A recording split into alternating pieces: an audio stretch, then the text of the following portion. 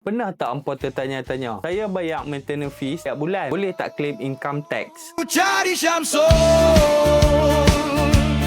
bila rumah. Jawapan dia, yes. Tapi bukan untuk semua situasi. Jom saya explain. Pertama sekali, kalau rumah itu untuk own stay, secara umumnya maintenance fee tak boleh dituntut sebagai pelepasan cukai individu. Maksudnya anda bayar setiap bulan. Tetapi ia bukan pelepasan cukai yang biasa boleh dituntut oleh pemilik rumah yang tinggal sendiri. Tapi kalau hartanah itu digunakan untuk menjana pendapatan, contohnya anda sewakan kepada penyewa, ceritanya mungkin berbeza. Dalam keadaan tertentu, maintenance fee boleh dianggap sebagai pembelanjaan berkaitan pendapatan sewa, tertakluk kepada peraturan cukai yang berkuat kuasa. Sebab tu penting untuk simpan semua rekod dan resit pembayaran. Tetapi ingat, don't simply claim anything. Pastikan tuntutan anda mematuhi peraturan LHDN dan berkaitan dengan pendapatan sewaan yang dilaporkan. Kalau anda tak pasti, rujuk kepada akaunten bertauliah atau semak dengan LHDN sebelum membuat tuntutan. Lebih baik semak dulu daripada tersilap claim. Jadi, can you claim strata fee on tax? Kalau rumah untuk own stay, kebiasaannya tidak. Kalau rumah itu untuk disewakan dan menjana pendapatan, maintenance fee mungkin boleh diambil kira sebagai pembelanjaan yang berkaitan. Bergantung kepada peraturan cukai yang terpakai. Know the rule before you claim. Dapat sesuatu?